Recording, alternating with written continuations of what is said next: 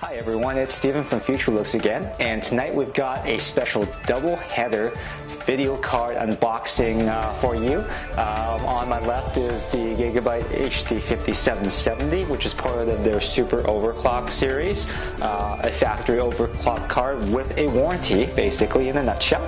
And to my right is the Gigabyte HD5030, which is based on their ultra durable design, which gives you beefed up components including a 2-ounce copper PCB. The reason why we chose both of these cards is because they look very similar on paper.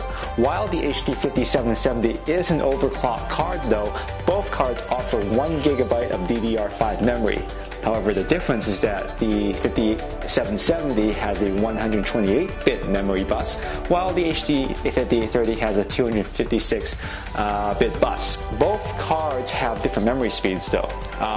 This card here has a 1.2 gigahertz memory speed, while this card here clocks in at 1 gigahertz memory speed. On the core side, this card is actually overclocked 50 megahertz over its stock 850 megahertz speed to 900 megahertz.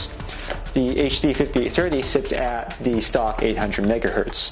This card sits at $179. This card sits at $199. Both cards are $100 less than the 5850.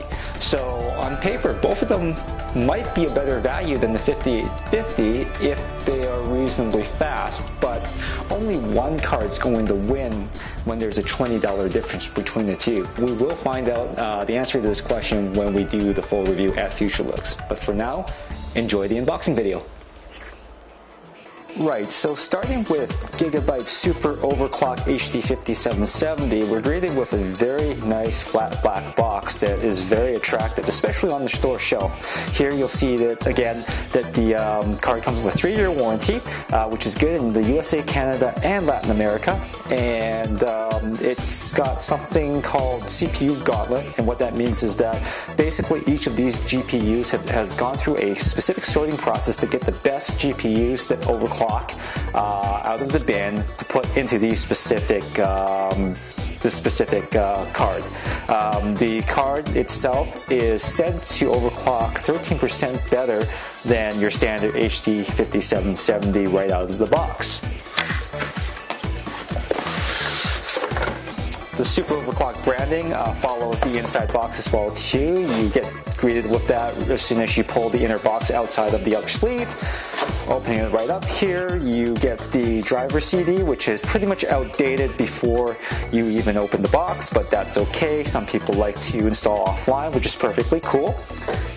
You of course get a manual, and Gigabyte has actually done a pretty good job translating the manual into different languages, especially English, and that's an area where we can no longer make fun of a lot of these Taiwanese companies because companies like Gigabyte have actually hired proper translators to do a lot of their writing, so that's kind of a good thing. It kind of increases the quality overall of each product. On the accessory side, we get an extra Crossfire bridge, and we get a VGA to DVI connector for adapting one of the ports to a VGA connector in case you have a monitor that still uses VGA, and a 6-pin PCI Express power connector that connects to your Molex, one of your Molex power connectors on your power supply.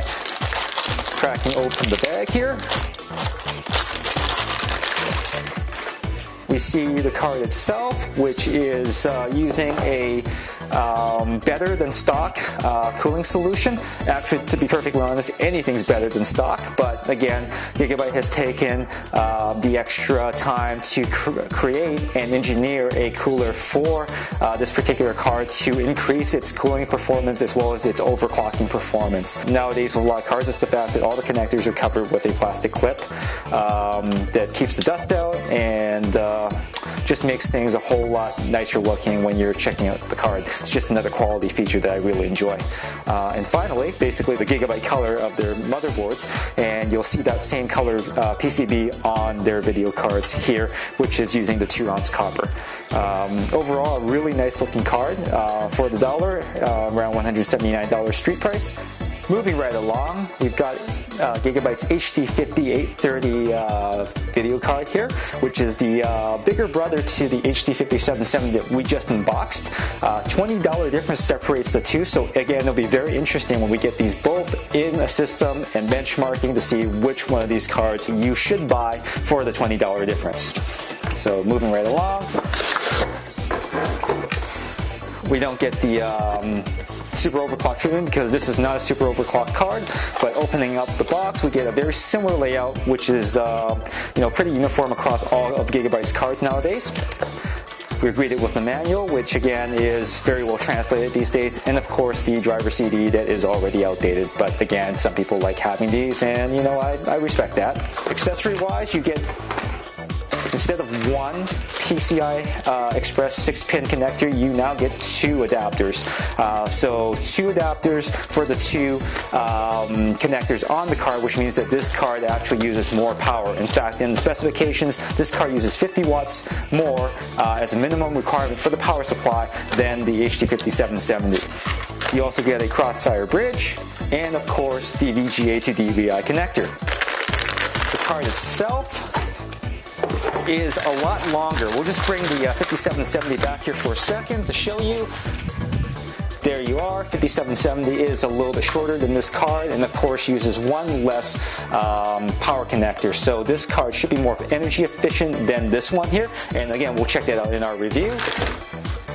The cooling solution is very unique. It actually has a fan that blows air away from the GPU that's centered in the middle of the PCB here. Rumor has it that this particular cooling solution is actually built for Gigabyte by Zalman, hence the quality construction that you see here. Again, you get the connectors, the connector covers here. I think one of them just kind of fell off in the box. It's probably in there somewhere.